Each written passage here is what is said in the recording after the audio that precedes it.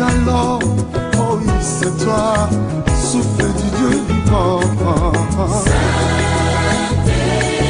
Saint-Esprit, oh oui, soleil levant, inaugure un nouveau jour dans ma vie. Saint-Esprit, oh oui, amène-moi dans la profondeur et remplis-moi de ton onction.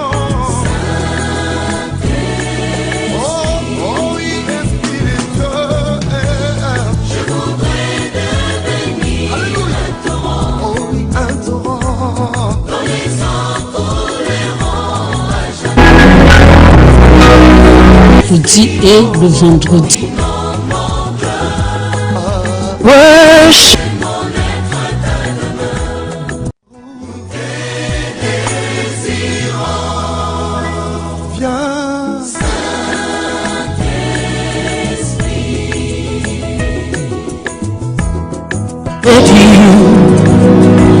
You are here, working in this place. I worship you. I worship. Bonjour bien-aimés. Voilà, c'est vendredi, je suis là. Dans le cadre de l'émission La Bible ouverte, bien-aimés, je suis le pasteur Pujol Catherine. Voilà.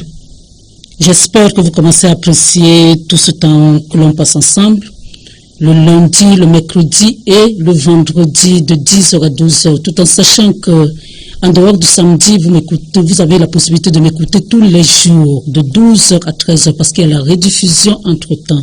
Pour ceux qui n'ont pas eu le temps de bien comprendre, ils peuvent réécouter et ce n'est plus compliqué maintenant. Vous avez les téléphones que vous pouvez. Tous les téléphones pratiquement ont des radios maintenant et vous avez des écouteurs, donc vous ne pouvez pas gêner quelqu'un, même si vous êtes au travail, vous pouvez écouter cette émission qui va forcément vous édifier. Et je vous ai dit que beaucoup de personnes essayent demander l'invitation, demandent des invitations dans WhatsApp, parce qu'à un certain moment, j'ai donné 16 enseignements dans WhatsApp, mais maintenant, je ne peux plus faire cela dans WhatsApp. Maintenant, j'envoie des émissions que tout le monde peut envoyer parce que je me concentre sur cette radio, la 98.8, et c'est ça qui me prend beaucoup plus de temps. Donc, si vous voulez continuer à écouter les enseignements que je fais, c'est-à-dire par rapport à la Torah et à la Bible, c'est-à-dire la traduction pratiquement de la Torah à la Bible normale version française, faut écouter la radio, la 98.8. Donc nous allons courber nos têtes et prier. Dieu Tout-Puissant, nous te disons merci, mon Dieu, Dieu le Saint-Esprit. Moi, c'est toujours toi que j'invoque parce que c'est toi notre enseignant, c'est toi qui as cette charge d'être avec nous, de nous enseigner. Oh, c'est toi qui es là, c'est toi qui as permis que je sois ici, que je puisse parler, c'est toi qui me donne la santé, c'est toi qui enseigne, qui me travaille dans mon cœur et c'est toi qui me bénis d'abord pour que moi je puisse bénir d'autres personnes. C'est toi qui travailles le cœur de ceux qui doivent m'écouter parce que c'est toi qui es au contrôle de tout. Donc, je te vénère, je t'adore, je te loue, toi le seul et l'unique. Merci, Dieu le Saint-Esprit, pour tous tes bienfaits. Merci d'être au contrôle pendant cette heure que nous allons passer ensemble ici. Sois là et nous te bénissons et nous t'adorons, nous te louons, toi le seul et l'unique. Merci, Dieu le Saint-Esprit, pour ta présence. Amen. Donc alors, la Bible ouverte, c'est une émission qui parle de la Bible. Mon but, c'est de vous amener à aimer lire la Bible. Et quel meilleur moyen de vous amener à lire la Bible si moi je ne vous explique pas un peu pour que ce soit un petit rappel. Parce que quand vous connaissez, vous lisez facilement. Alors que d'autres personnes pourront lire des petites histoires, parce qu'il y en a aussi des histoires là-dedans, mais pour le reste, ce sera un peu du charabia pour eux.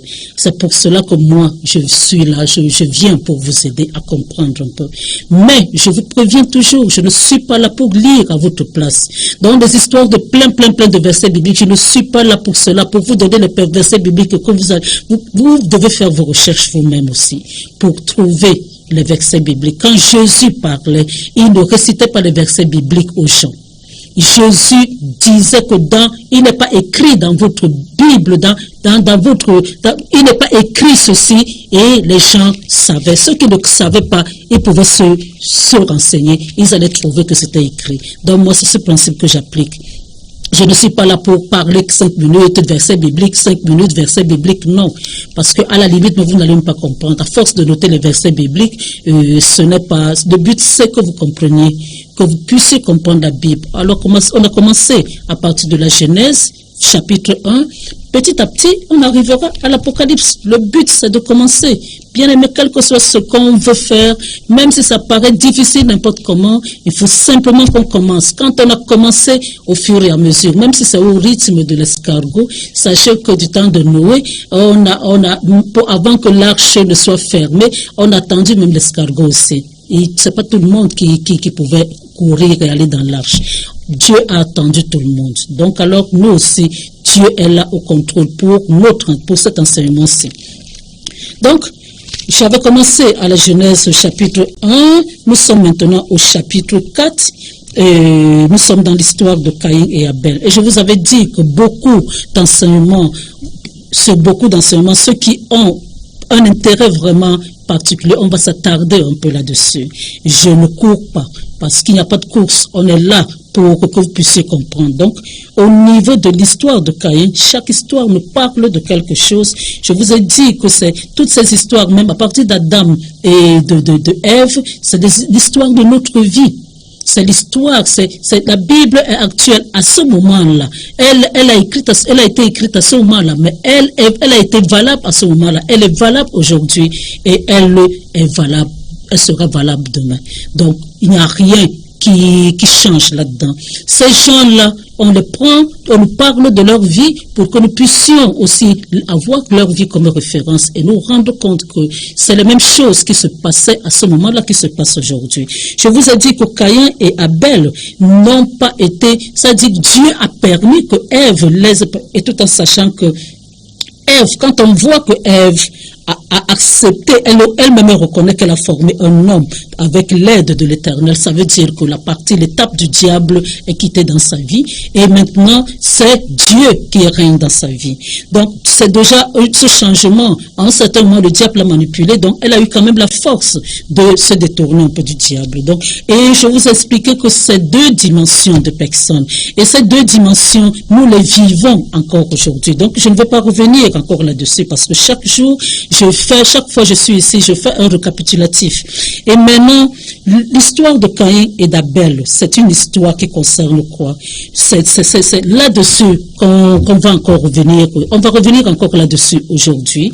Dans cette histoire, nous voyons de toute manière que Dieu est le témoin. Moi, j'aime bien, mais aujourd'hui, je ne vais pas encore faire les histoires des scénarios et tout ça, mais j'aime bien les faire, des scénarios. Bon, Dieu est le témoin. Parce que ça veut dire quoi? Ça veut dire que quel que soit ce que nous faisons, même s'il n'y a personne à côté, jamais penser que personne ne nous voit. Jamais, bien aimé, même si c'est dans les toilettes, même si c'est dans une nuit noire, dans une maison noire, avec des murs noirs, Dieu sera toujours là pour voir ce que nous faisons. Donc, il n'y a rien. Et il faut savoir que le moment venu, même si ce n'est pas le même jour, Dieu va seulement vous exposer. Donc, il n'y a rien de caché qui peut rester caché. Ça, vous pouvez savoir cela. Alors, Dieu était le témoin. Il était le témoin. Et c'est quoi? C'est une histoire de chant. Ce n'est pas les chants, c'est le chant. C'est-à-dire le chant est quoi? L'équivalent du monde. Tous étaient au même endroit. Chacun n'était pas de son côté. Ils vivaient dans un même endroit et ils essayaient de se discuter cet endroit-là. Donc, c'est une histoire. C'est-à-dire que quand on parle de la Bible, ça concerne beaucoup de choses. On peut même voir que l'histoire de la de Israël qui depuis des décennies sont là en train de se disputer un bout de terrain et les Palestiniens vont dire que ils étaient là avant ainsi de suite, mais de toute manière que les Israélites vont aussi dire que c'est à eux que Dieu a donné cette partie là, cet endroit en héritage. Donc tout est une question de chant, tout est une question Qui c'est qui va vouloir, qui c'est qui va dominer dans cette, qui c'est qui va rester? Et qu'est-ce qui se passe? Ce qui se passe, c'est que on va toujours vouloir tuer l'autre pour garder cet endroit. Les Palestiniens veulent tuer les Israélites et ainsi de suite. C'est comme ça que ça se passe. Donc c'est la même histoire qui se passe depuis. Donc, et maintenant, ça nous amène à quoi? Ça nous amène à comprendre que le dialogue est la chose la plus importante. Maintenant, nous comprenons que même au niveau de la Palestine et d'Israël, il y a des moments où on reprend le dialogue et après quand le dialogue est interrompu, la guerre reprend. Mais quand il y a le dialogue, chaque personne espère qu'on va trouver on va trouver une solution, mais le problème c'est simplement qu'il y a une mauvaise foi et que chaque personne veut avoir le dessus sur l'autre. Il veut que l'issue du dialogue soit à son avantage. C'est pour cela qu'il n'y a pas de solution. Il n'y a pas de solution, même comme cette terre appartient à Israël, parce que c'est cette terre-là que Dieu, c'est la terre de la promesse que Dieu avait voulu donner à Israël depuis longtemps. Mais bon, la mauvaise foi, il y a toujours la mauvaise foi, elle amène toujours les autres à croire que non, c'est la leur. Ok, mais ce que Dieu a dit, c'est ce qui s'accomplira toujours. Alors il y a une histoire de dialogue, et le dialogue c'est quoi? C'est un échange, c'est une conversation entre deux parties. C'est un échange. On va même encore regarder dans Genèse 2, 4, versets 4 à 5. Qu'est-ce que la Bible nous dit? La Bible nous dit qu'aucun abysse de champs n'était encore sur la terre et aucune herbe de champs ne germait encore, car l'Éternel Dieu n'avait pas fait pleuvoir sur la terre. Il n'y avait point d'homme pour cultiver le sol. Donc, j'ai seulement lu le 5, alors je commence par le 4. Voici les origines des cieux et de la terre, quand ils furent créés, lorsque l'Éternel Dieu fit une terre et des cieux. Aucun arbuste de champ n'était encore sur la terre, aucune herbe de champ ne germait encore, car l'Éternel Dieu n'avait pas fait pleuvoir sur la terre et il n'y avait point d'homme pour cultiver le sol. Bon, on lit, je vous ai dit, j'ai déjà expliqué ce passage-là d'une autre manière. Je reviens parce que c'est une autre façon d'expliquer que moi je vais apporter là maintenant. Beaucoup vont lire que ça, ils ne vont pas comprendre. Ils ne vont pas analyser ça de cette deuxième manière dont moi je vais analyser là aujourd'hui. L'échange, pourquoi il n'y avait pas encore, pourquoi l'herbe des champs, et voilà, premièrement, ici on parle des champs, et je vous ai dit que dans la version hébraïque, c'est le champ, et c'est logique de toute manière, parce que le champ, c'est le monde, il n'y a pas plusieurs mondes, nous vivons dans un monde avec deux dimensions, la dimension Caïn, la dimension Abel, donc c'est un champ, nous sommes tous dans le même champ, donc ici on a parlé des champs, voilà, c'est pas, vous avez la chance que je vous explique qu'au niveau de la Torah, c'est le champ, et voilà maintenant. Pourquoi l'herbe ne germait pas encore? L'herbe ne germait pas encore tout simplement parce qu'il n'y avait pas encore d'échange. L'échange avait commencé là, il fallait que la pluie vienne et qu'elle tombe, qu'elle soit en contact avec la terre pour que les choses poussent. Et donc c'est comme ça que la conversation, le dialogue doit s'établir et ça doit simplement apporter de fruits. Le dialogue, rares sont des dialogues. Je parle du dialogue, je ne parle pas du monologue. Le dialogue est toujours constructif. Donc alors, c'est ce que Dieu a voulu, qu'il y ait un dialogue, mais là, avec Adam, avec Caïn et Abel, il n'y en a pas eu. Il n'y en a pas eu. Et alors, dans ce cas, rien, il y a stérilité. Et généralement, il y a agacement pour celui qui n'est pas béni et qui voit l'autre être béni. Il y a un agacement. Et bon, la jalousie, elle peut être naturelle de toute manière, mais c'est passer à l'acte, c'est la et l'accepter à l'intérieur de soi et de la développer, c'est ça qui est mauvais, parce que la jalousie, bon, c'est humain, nous sommes des humains, tout le monde peut développer à un certain moment de sa vie, petit esprit de jalousie, mais il faut pas laisser ça grandir en soi. Alors, celui qui est béni va être jaloux de celui qui n'est pas béni, au lieu de chercher à savoir pourquoi lui il a été béni. Si Caïn avait voulu savoir pourquoi le front d'Abel avait été accepté, il aurait fait mieux la prochaine fois. Et Dieu allait agréer. Dieu, lui, ne se limite pas il se contente pas. Ça dit qu'il ne s'arrête pas à quelque chose. Il avance et il aimerait qu'on avance avec lui. Donc, beaucoup de jaloux vont aller jusqu'à imiter ce que font les autres. De nos jours, on ne peut pas faire quelque chose, d'autres personnes vont vouloir faire la même chose. Dès qu'on a une idée, il y a déjà 50, 100 personnes qui sont là et c'est comme ça que ça se passe maintenant. Personne ne fait que sa chose. Tout le monde, dès que ça marche un peu, c'est tout le monde qui veut faire. Même ceux qui ne savent pas vont se lancer là-dedans parce que pour eux, ils croient que comme l'autre, comme ça a réussi et comme ça lui a rapporté, alors il faut absolument aussi faire la même chose. Mais, bien aimé, il y a des imitations qui vont vous caler au cou parce que à un certain moment, il n'y aura rien. Ce sera stérile parce que c'est pas ce que Dieu vous a demandé de faire. Vous avez voulu faire cela par imitation, c'est pas votre couloir. Mais alors, bon, comme on ne peut rien, et surtout ici au Cameroun, il y a beaucoup de gens qui imitent. Alors, on va copier, on va s'exprimer comme l'autre, on va s'habiller comme l'autre, on va faire comme l'autre. L'imitation fait en sorte que, bien aimé, c'est déjà le début même, parce que tu imites quand tu es jaloux, quand tu ne peux pas te contenter de ce que toi tu es, et alors, qu'est-ce qui se passe? Ça veut dire que tu es Dieu déjà en train d'ouvrir une porte et ça ne t'apportera jamais bonheur parce que ce n'est pas ce que Dieu t'a demandé de faire. Même si tu as l'impression que ça marche un peu, à un certain moment, tu seras obligé de tremper ta main parce que ça ne va pas marcher. C'est pas ce que Dieu t'avait demandé de faire. Et tu seras obligé de commencer à aller chez les marabouts parce que ce n'est pas ton couloir. Même au niveau de l'église, ce n'est pas ton couloir. Si Dieu ne t'a pas demandé d'avoir une église, ne va pas absolument ouvrir une église parce que l'autre a les dîmes et les offrandes. Bien aimé, si ce n'est pas ton couloir, tu seras seul là-bas. Dieu ne sera pas avec toi. Il ne sera pas avec toi. Et tu seras obligé de tremper, d'aller chercher les os, d'aller commencer à mentir, d'aller commencer à vendre les cailloux, simplement parce que tu t'es retrouvé dans un couloir qui n'est pas le tien. Dieu peut t'appeler à l'évangélisation. Dieu peut t'appeler à l'enseignement. Dieu peut t'appeler à avoir une église, à être pasteur d'une église. Dieu peut t'appeler dans beaucoup de domaines. Hein? Dans beaucoup de domaines, tu n'es pas seulement obligé d'avoir une église. Tu peux même être enfant de Dieu et prêcher simplement dans ton bureau. Ceux qui sont à côté de toi, tu les amènes à connaître Jésus. Hein? Donc, c'est comme ça. Tu n'es pas obligé d'avoir une église. Hein? Beaucoup vont avoir cela parce qu'ils ont des gens qui vont manipuler, parce qu'ils vont avoir des dîmes et les offrandes. Et même si ça ne tombe pas puisqu'ils ne sont pas, ils vont forcer les gens. Et donc alors, ça c'est l'imitation toujours. Et moi je reviens toujours dans l'église parce que c'est ce que moi je connais. C'est le monde que je connais. Au début, je pouvais parler d'autres choses, mais je préfère me cantonner dans ce que je connais et comment les gens fonctionnent dans l'église. Alors moi je ne prononce pas le nom de quelqu'un, c'est le Saint-Esprit lui-même qui est là pour savoir. Si tu fais ça, détourne-toi. Si tu ne fais pas ça, ça ne te concerne pas, bien-aimé. C'est tout, clair, net et précis.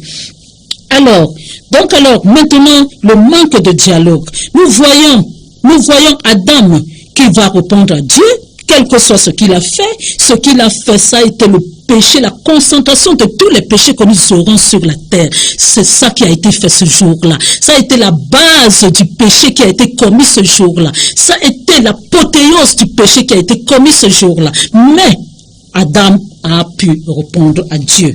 Ève aussi a pu répondre à Dieu. Mais Caïn, tout simplement parce que Dieu n'a pas agréé à son offrande, il refuse de répondre à Dieu.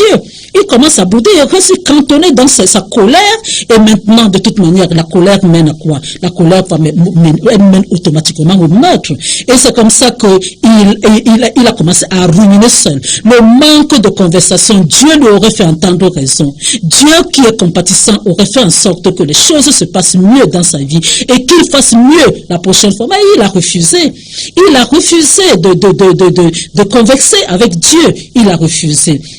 Donc, voilà, le dialogue, c'est quelque chose qui est très important.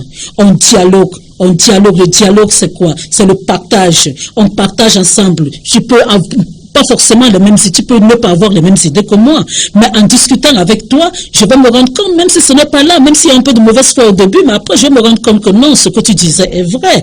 Donc, et après maintenant, même si je te dis pas, mais je vais commencer à changer un peu.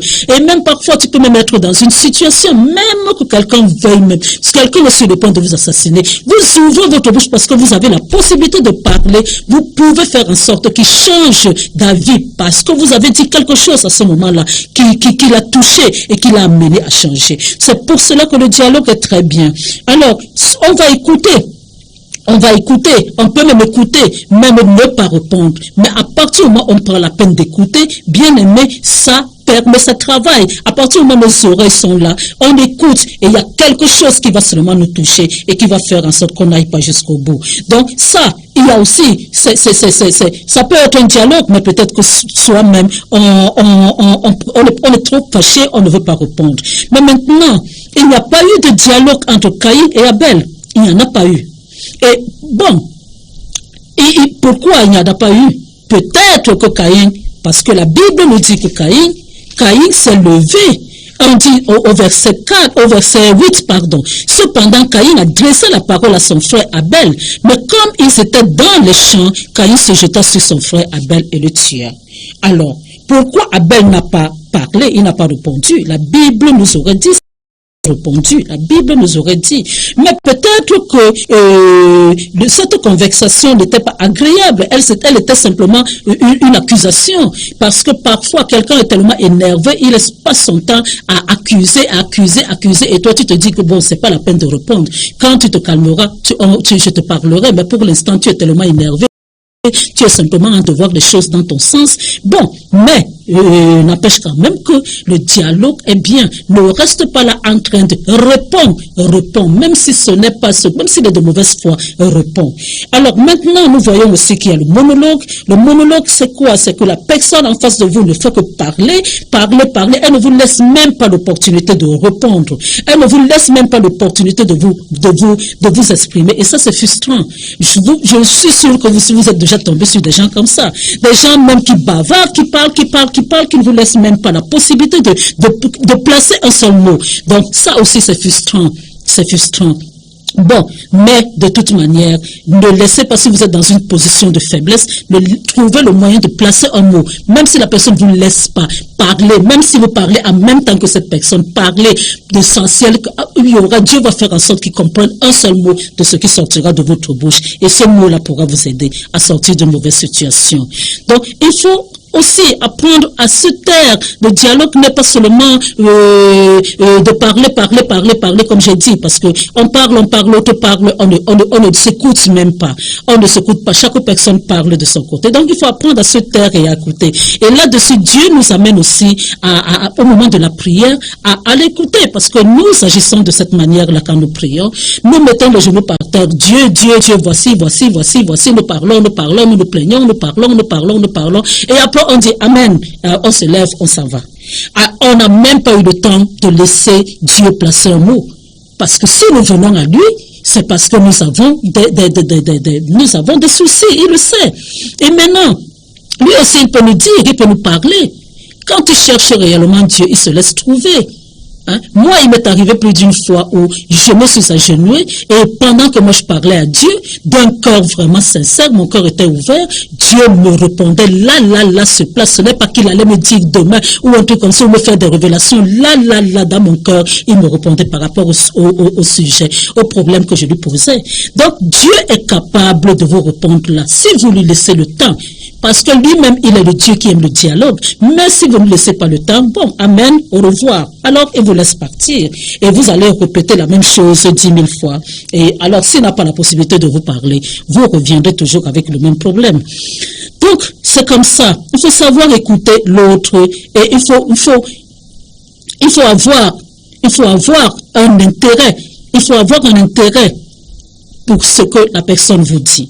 Je vous ai déjà dit aussi que Abel veut dire vapeur, Abel veut dire vient et part, Abel veut dire buée, Abel veut dire quelque chose d'éphémère, de quelque chose de fragile. Ça, c'est les explications qu'on trouve dans la Torah. Et donc, ça veut dire que à partir de toutes ces explications que je vous ai données là, on peut interpréter ça de plusieurs manières. C'est simplement pour vous dire que je n'ai pas de monopole du savoir et que d'autres personnes vont s'asseoir ici et vous enseigner. Ne vous dites pas que non, parce que on a entendu ceci, on a entendu cela. Il y a plusieurs révélations pour un même mot, une même phrase. Vous n'aurez pas de toute votre vie pour comprendre la parole de Dieu. Donc alors, chaque personne peut expliquer à sa manière. Alors, parfois, il y a des gens, c'est des choses qu'on rencontre dans ce monde-ci. Il y a des gens qui aiment humilier les autres. Et ils savent bien qu'ils n'ont pas la capacité que l'autre a. Ils savent bien que l'autre est béni, mais pour fermer la bouche de l'autre, pour faire douter l'autre, pour faire en sorte que l'autre ne se prenne pas, c'est-à-dire ne profite même pas de ce que Dieu lui a donné. Ils vont humilier la personne. Oh, moi, voici ce qui m'est arrivé. Oh oui, mais bon, moi, de toute manière, il y a même 10 qui me sont arrivés. Ce que toi tu dis même, c'est rien du tout. Et ici, c'est la maladie du Camerounais. La maladie du Camerounais. Le Camerounais n'aime pas être humble. Il ne sait pas rester à sa place. Il ne sait même pas écouter, même si la même chose t'est arrivée. Laisse l'autre s'expliquer. Mais beaucoup vont éteindre ce que tu es en train de dire et pour ramener, c'est-à-dire ce que toi, ce qui te réjouit, ramener ça comme si c'était rien du tout. Comme si toi, rien, il n'y a rien. Tu banaliser ce qui t'arrive. Bien aimé, ce n'est pas bien. Si vous vous comportez de cette manière-là, je dis bien que à l'heure actuelle, ça c'est un problème général du Camerounais. Même les enfants sont déjà là-dedans. Même les enfants, aucune personne n'est humble. Même si tu fais du bien à quelqu'un, la personne n'a même pas la possibilité de dire que c'est bien ce que tu as fait. Non, mais ce que toi tu as fait. Oh, mais moi, quelqu'un d'autre m'avait déjà fait ça. Oh, moi, quelqu'un d'autre. Oh, ce que toi tu m'as même donné. D'autres personnes m'avaient même donné plus même et tout ça. Donc, ça te refroidit, bien aimé. Ça refroidit. Si on ne te redonne plus demain, ne dis pas que c'est la faute du diable. C'est parce que toi-même tu as montré que tu es plus que la personne qui pouvait par qui Dieu pouvait passer pour te bénir, et tu as montré que tu connais beaucoup. Alors, comme tu connais beaucoup, bien aimé, alors reste avec tes connaissances. Donc, il y a ce côté-là, mais c'est quoi? C'est toujours une forme de jalousie. C'est une forme de jalousie parce qu'il ne faut pas que quelqu'un soit plus que toi. Il ne faut pas que quelqu'un vienne dire que lui, peut-être il a été béni plus que toi. Il ne faut pas que quelqu'un te dise que lui, il a fait ceci. Oh, non. Il faut que tu montres que toi aussi. Mais laisse Dieu te lever. Ce n'est pas à toi de te lever. Laisse la personne, même si la personne est en train de se vanter, laisse-la se vanter et reste tranquille. On dit que c'est les tournevis qui font trop de bruit. Et le jour où si toi tu es réellement quelqu'un, un jour ou l'autre, on va se rendre compte de ce que tu es. C'est comme ça que ça se passe. Ce n'est pas parce que tu vas parler, tu vas dire que tu connais mieux que tu as été, tu as voyagé même, tu as fait ceci plus que l'autre. Oh, ce que la voiture appelle la personne a. Toi, tu as même eu, bien aimé, reste tranquille que la personne, ce jour, c'est la personne qui est en train de te parler d'elle. Toi aussi, attends un autre jour pour lui parler de toi. Donc c'est ça, et ça c'est un problème général que je déteste ici au Cameroun. Au Cameroun, je dis, cette mentalité-là va mener beaucoup de personnes en enfer. Donc, il faut faire attention. Il faut savoir se réjouir du succès et de la bénédiction de l'autre. Ce qui arrive à l'autre, sois content. Si tu te réjouis, c'est pour cela qu'on dit qu'il faut prier les uns pour les autres. Parce que pendant que toi tu pries pour l'autre, Dieu voit ton cœur. Il voit la sincérité de ton cœur. Toi aussi, tu vas seulement avoir la récompense de la prière. Réjouis-toi pour l'autre. C'est comme ça que d'autres aussi vont se réjouir aussi de ce que Dieu te donnera. Parce que lui, tu ne lui caches pas l'état de ton cœur. Il voit ce que tu fais et tu seras béni, Pendant que tu pries pour l'autre, tu es béni. Pendant que tu bénis l'autre, toi aussi tu es béni. On récolte toujours ce qu'on sème, bien aimé. Et il faut savoir une chose, tout cela c'est toujours dans le rappel, il faut savoir une chose, c'est que la personne que Dieu a bénie, bien aimé, soyez jaloux n'importe comment. Chassez même la personne, éteignez même ce que Dieu a dit, c'est ce qui se réalisera. Le diable peut retarder les choses dans la vie de quelqu'un, mais il ne peut pas effacer ce que Dieu a dit. Même si on a bloqué votre vie pendant 10 ans, 20 ans, bien aimé, tant que vous vivez, il y a toujours de l'espoir. Vous allez toujours, on va toujours arriver où les choses vont se passer comme Dieu a dit. Prenons l'exemple de Joseph. Quand ses frères l'accusaient, quand ses frères voulaient même le tuer, ils ont décidé de le vendre en fin de compte. Parce que toute chose concourt au bien de ceux qui aiment Dieu. Dieu avait, le plan de Dieu, c'était pas que Joseph meure. Mais Joseph est parti. Peut-être que quelque part, eux, ce qu'ils ont voulu faire, ils se sont dit que bon, comme Joseph, lui, il fait des songes, il raconte comment il sera, comment eux, ils vont se prosterner devant. Bon, maintenant que Joseph n'est plus là, ils vont bien vivre. Et qu'est-ce qui s'est passé par la suite? Joseph n'était plus là, mais qu'est-ce qui s'est passé? Ce que Dieu avait montré s'est toujours réalisé. Joseph, là où il est parti, quelles que soient les difficultés qu'il a eues, par lesquelles il a eu à passer là-bas, ce que Dieu a prévu pour lui, c'est seulement réalisé. Donc, alors comprenez une chose, la jalousie ne mène à rien. Elle ne mène à rien. Même si vous mettez le poison dans l'assiette de la personne, si Dieu a prévu que ce n'est pas le jour là que la personne va mourir, bien aimé, vous serez là pour voir la personne en train de vivre. Ça ne marchera pas. Ils boiront de breuvages mortels et il ne sera fait aucun mal. La parole de Dieu fonctionne, bien aimé. Elle fonctionne et elle fonctionnera toujours. Tant que cette terre existera, ce que notre Dieu a dit, c'est ce qui se réalisera dans la vie de chacun.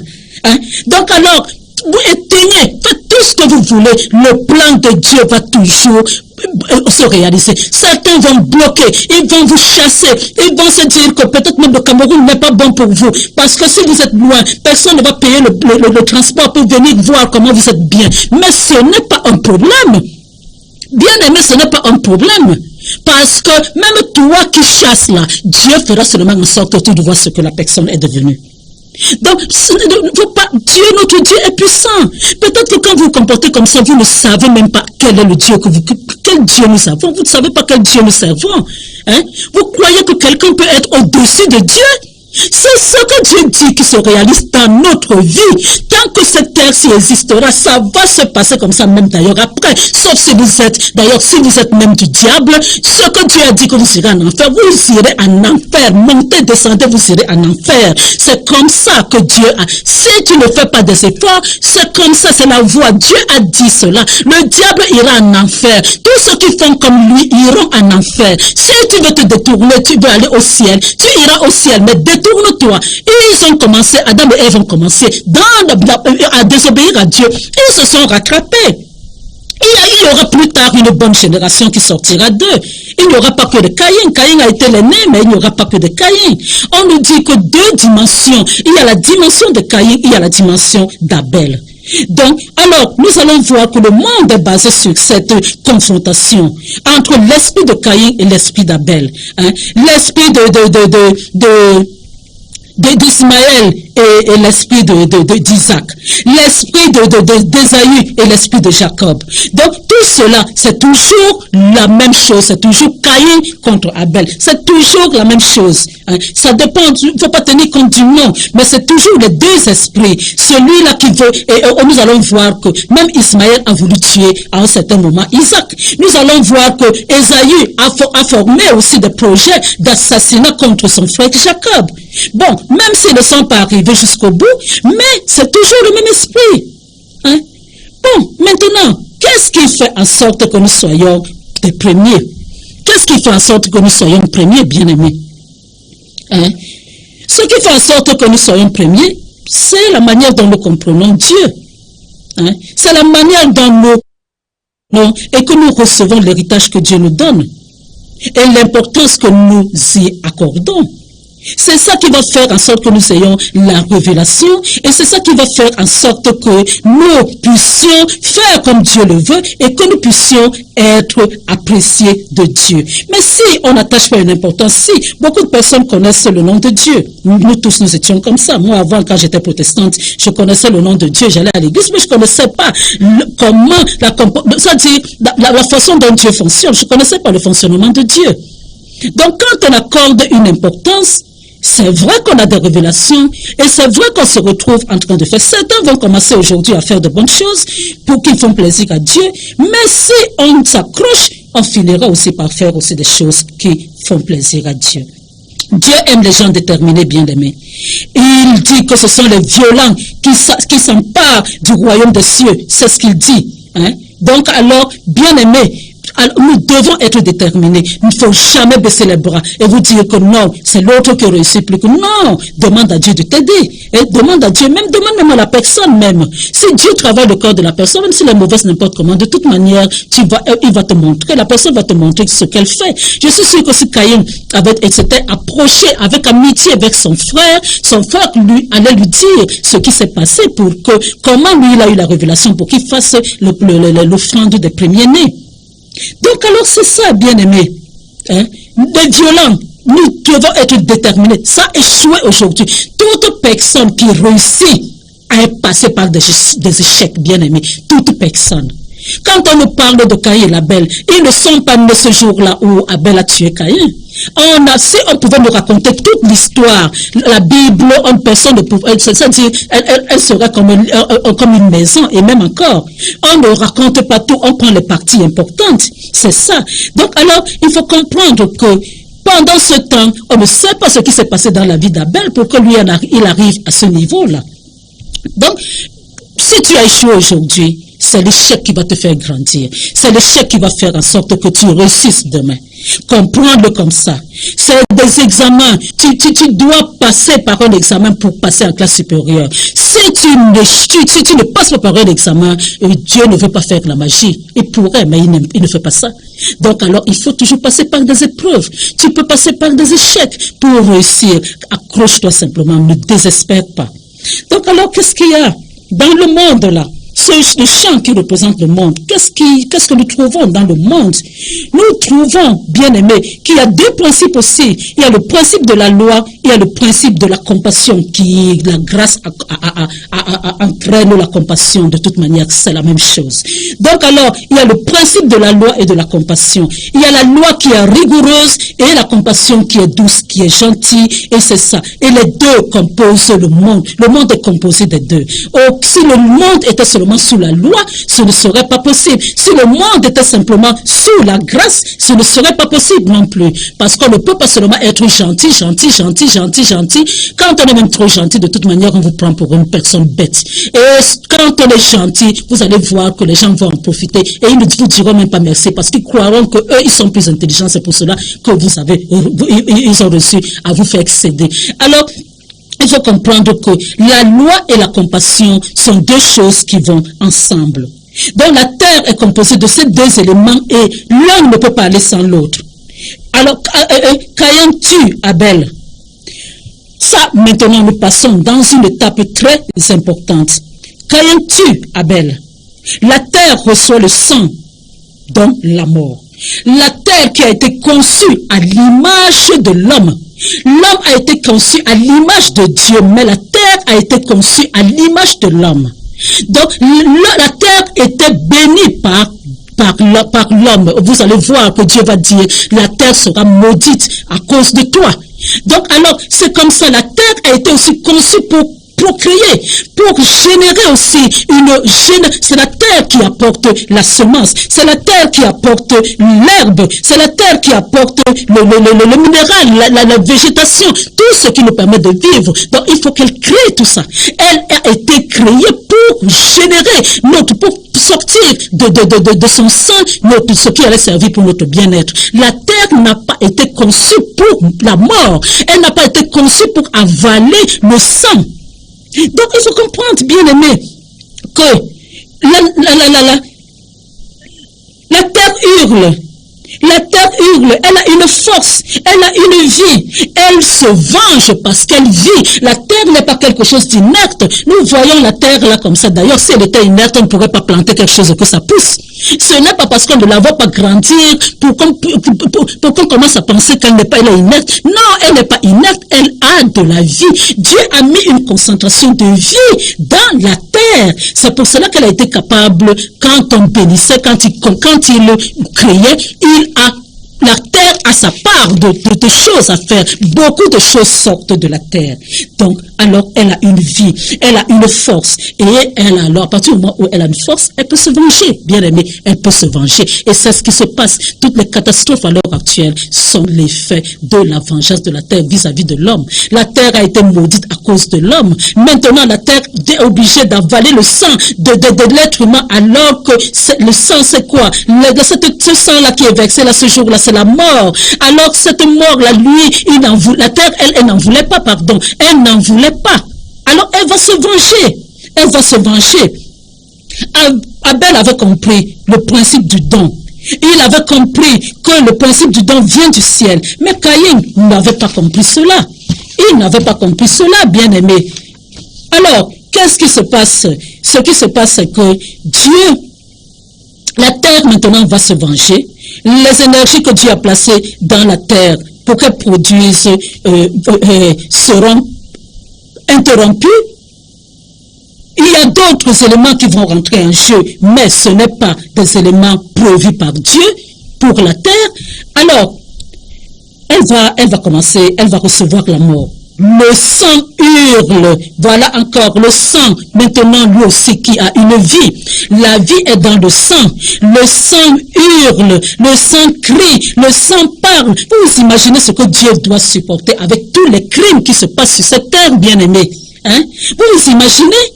Parce que chaque sang qui est versé, chaque assassinat, ce sang-là hurle. Il crie à Dieu. Et maintenant, je vous ai dit la dernière fois que quand quelqu'un tue comme on avait tué Abel, tous les enfants que Abel devait avoir vont aussi crier à Dieu. Parce que ce que Dieu a prévu pour eux ne se réalise pas. Alors toi qui assassines un enfant, toi qui avortes, combien de nombre de personnes vont crier à Dieu? Ça dit, mettez-vous un peu à la place de Dieu. Dieu doit avoir dans ses oreilles que des cris depuis que le péché est rentré dans le monde. Il n'y a que des cris, des hurlements. Hein? C'est pas normal. C'est pas normal. La terre est dans les douleurs de l'enfantement, car elle est vivante. Elle veut mettre au monde, mais elle reçoit la mort. Elle veut accomplir ce que Dieu lui a demandé de faire, mais elle ne reçoit que la mort. Hein? Ce n'est pas normal. Ce n'est pas normal. Et tout cela pourquoi? Parce que c'est à cause de l'homme. Parce qu'elle est à la ressemblance de l'homme. Voilà. La première faute qui paraît insignifiante a ruiné complètement l'humanité. Et maintenant, voilà les retombées. Voilà la retombée. Quelqu'un va se dire que Adam et Ève, oh, ils n'ont fait que manger du fruit, ils n'ont pas assassiné. Peut-être que ce que Caïn a fait est plus important encore. Mais, bien aimé, voilà les retombées de ce que Adam et Ève ont fait. Hein? C'est pour cela que le premier enfant qu'ils ont eu, que Dieu leur a donné, c'était celui-là qui était vraiment alors, ça dit qu'il a commencé maintenant à porter les fruits de leur péché. Alors, je vous ai parlé de les deux dimensions. L'œuvre du Messie est de venir pour redonner maintenant la vie à l'humanité. C'est ça le but du Messie. Je vous ai dit, je vous parlerai de ça quand on arrivera au niveau du Nouveau Testament. Je vais vous révéler des choses qui seront vraiment, que vous ne pouviez même pas imaginer. Je vous ai dit que Jésus n'est pas venu simplement pour mourir sur la croix. Jésus est venu restaurer. Il fallait que ce qui s'est passé ce jour-là soit restauré. Le sang a été versé, alors il fallait que le sang de Jésus redonne la vie à l'humanité, parce que la mort était rentrée à l'humanité, dans l'humanité. Donc il a fait le don de lui-même. Je vous ai aussi dit qu'on n'a pas enlevé la vie à Jésus. Il a dit que personne ne lui ôte la vie, c'est lui-même qui la donne. On ne peut pas ôter la vie à Dieu. Et même encore, je vais vous dire une chose, laissons même Dieu de côté. Quand vous fonctionnez avec Dieu, si vous êtes un enfant obéissant, si vous fonctionnez sincèrement avec Dieu, je vous assure, bien aimé, qu'aucun diable, aucun démon, aucun sorcier ne peut vous tuer. Tant que vous êtes sur cette terre, sous la protection de Dieu, aucun diable, aucun démon, aucun sorcier ne peut vous tuer. Demandez pardon, avancez avec Dieu, vous allez comprendre ce que je vous dis. Aucun diable, aucun démon, aucun sorcier, ils peuvent être 1 million, ils ne réussiront jamais à vous tuer. Parce que c'est Dieu, Jésus nous a justifiés. Nous sommes justes devant ses yeux. Et maintenant, à partir du moment où tu développes une relation vraiment bien profonde avec Dieu, et que toi tu es justifié, je ne vois pas comment le diable peut te tuer. Et imaginez alors Jésus qui est Dieu. Comment est-ce on pouvait le tuer, lui qui n'avait même pas péché? Personne ne pouvait le tuer. Pour quand tuer Jésus, il a fallu d'abord que Dieu lui tourne le dos. Que Dieu se quitte devant. C'est-à-dire que Dieu qui se détourne de lui. Mon Dieu, pourquoi m'as-tu abandonné? C'est à ce moment-là qu'il s'est retrouvé seul. Et maintenant qu'il s'est retrouvé seul, à partir du moment où Dieu n'était plus dans ça, c'est à ce moment-là qu'il a pu donner sa vie. Parce que quelle que soit la puissance de la personne qui était, même si c'était le fusil, il ne mourrait pas. Il ne mourrait pas parce qu'il n'a jamais péché. Et qu'aucun diable, aucune personne ne pouvait le tuer. Donc nous sommes à son image. Nous sommes à sa ressemblance, bien-aimée. C'est comme ça que ça se passe. Alors, personne ne lui a ôté la vie. Il est venu racheter toutes les fautes de l'humanité. Et celle-là était importante. Et c'est celle-là qu'il avait gardée pour la fin. Il fallait qu'il verse le sang. Le sang avait été versé pour la faute, pour l'humanité, pour apporter la plongée de l'humanité dans le péché. Alors, il fallait aussi que son sang soit versé pour le rachat de l'humanité. C'est comme ça, bien aimé. C'est ça la vérité. Ce n'est pas le blabla, ce n'est pas... Ça, c'est la profondeur. La profondeur, bien aimé, de l'écriture. Alors, la terre a produit, je vous ai dit, la terre a produit des animaux, des végétaux, nous vivons, elle est vivante, ça c'est clair, je vous ai dit cela. Et donc alors, nous voyons maintenant ce qui se passe au niveau de la terre, ce qu'elle peut endurer, Il y a 6 millions de Juifs qui ont été sacrifiés consciemment, 6 millions, le sang qui a été versé à ce moment-là. Imaginez ce que la terre a pu supporter. Le sang, je vous ai dit, le sang d'Abel, il crie, et combien de personnes à travers ce sang-là ont été assassinées. Hein? Le sang est celui qui porte la vie de quelqu'un. Hein? Les guerres, la Shoah, le génocide même qui s'est passé au Rwanda, je vais énumérer arriver jusqu'où. Toutes ces choses-là, toutes ces catastrophes, tous ces assassinats-là, bien aimés, vous ne pouvez pas vous imaginer. Et après, les gens vont s'étonner qu'il y a un tremblement de terre. Après, les gens vont s'étonner qu'il y a des problèmes, que la terre réagisse. Non, ça c'est tout à fait normal. Il y a des moments où il y a trop, c'est trop. Il y a un ras-le-bol. Et quand il y a un ras-le-bol, la terre réagit. La terre réagit. Voilà. Donc, qu'est-ce que l'être humain a fait? Le diable, par l'intermédiaire de l'être humain, on a le problème de la souffrance de Dieu là-dedans. On ne voit pas la souffrance de la terre, mais on glorifie la mort.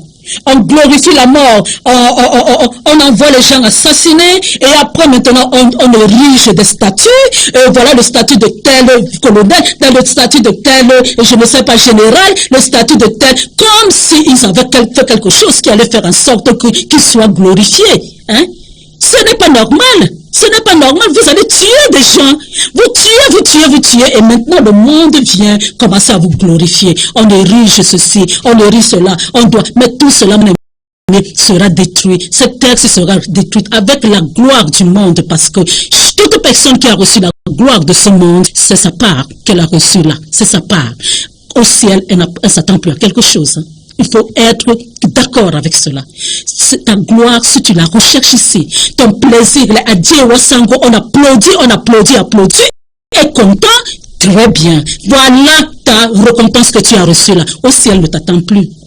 Il y a quelqu'un, j'ai écouté cette histoire, il y a quelqu'un qui était dans l'avion, un enfant de Dieu qui était dans l'avion, il arrive, il y avait dans l'avion aussi quelqu'un, je crois que ça pouvait être dans cette histoire, je vous dis que je raconte parce qu'on a raconté. Un président qui était aussi dans l'avion, et voilà maintenant la personne, on arrive, et il fallait attendre parce qu'il y avait le tapis rouge, il y avait les fanfares, il y avait le truc pour accueillir le président. Et maintenant, le parterre, il dit à Dieu, regarde, moi je te sers depuis des années, regarde comment on a accueilli ce bonhomme. Moi je suis passé comme si je n'existais même pas. Mais qu'est-ce que Dieu lui dit? Dieu lui dit, mais mon fils, tu n'es pas encore arrivé chez toi. Tu n'es pas encore arrivé chez toi. Quand tu arriveras chez toi, il y aura aussi ces fanfares, il y aura aussi ce tapis rouge, ce sera même plus. Donc alors, bien aimé, il faut savoir que la gloire de cette terre, cette gloire-là, va s'arrêter là. Vous qui la recherchez, vous n'aurez plus rien au ciel. Donc, ceux qui sont là à glorifier la mort, je vous ai dit, maintenant la mort est devenue un business. Les gens mangent, les gens boivent, c'est l'occasion. Oh, les grands deuils, même dans les villages, on essaye les sorciers essayent de faire en sorte, ça fait longtemps qu'on n'a pas mangé. Il faut qu'il y ait quelqu'un qui meurt pour qu'on nous apporte un cadavre ici, pour qu'on puisse manger. Bien aimé, ce n'est pas bon. Ce n'est pas bon. Et maintenant alors, la mort qui est devenue, parce que bon, même si tu fais n'importe quoi, même si tu tues, parce que le jour où tu vas mourir, il y aura un grand deuil. Il y aura un grand deuil. Tu seras dans un cercueil de je ne sais pas combien de millions. Il y aura des caméras. On parlera de toi dans le monde entier. Mais bien aimé, les gens ne sont pas là pour savoir comment tu commences à souffrir. Je vous ai déjà dit, ici même, quand tu fermes les yeux, premièrement, la personne qui vient te chercher, c'est la personne que tu as servi. Donc, en fermant les yeux, si tu as servi le diable vient te chercher. Maintenant, si c'est Dieu, Dieu viendra, Jésus viendra te chercher. Et même quand si c'est le diable que tu as servi, bien aimé, pendant que les autres sont en train de se réjouir pour ton deuil, toi, tu commences à souffrir l'avant-goût de l'enfer. L'avant-goût de l'enfer, tu vas commencer. Lisez l'histoire de Lazare et de l'homme riche. Hein? Il était là-bas en train de souffrir. Ce n'était même pas, l'enfer n'est pas encore ouvert, bien aimé. Hein? L'enfer a été prévu pour le diable, il n'est pas encore ouvert parce que tout doit se faire à son temps. Mais il était déjà dans les tourments. Bien aimé. Donc alors, il faut savoir que quel que soit le grand deuil, quel que soit les grands vêtements, quel que soit tout ce qu'on pourra faire, vous serez dans les tourments parce que vous pouvez faire tout ce que vous pouvez sur cette terre bien aimée. Il y a une chose que vous ne pouvez pas éviter, c'est de rencontrer Jésus. Et encore là, vous ne l'aurez pas encore rencontré. Parce que le moment viendra où vous allez le rencontrer. Refusez Jésus comme vous voulez. Vous allez seulement le rencontrer. Bien aimé, la vie sur cette terre est courte. Elle est courte, mais l'éternité aussi sûre que d'autres personnes vont passer leur éternité au ciel, aussi sûr que vous passerez l'éternité à vous brûler. L'éternité à vous brûler. Moi, je ne sais pas. Moi, je sais que même dans la vie courante ici, quand on se brûle, on souffre énormément.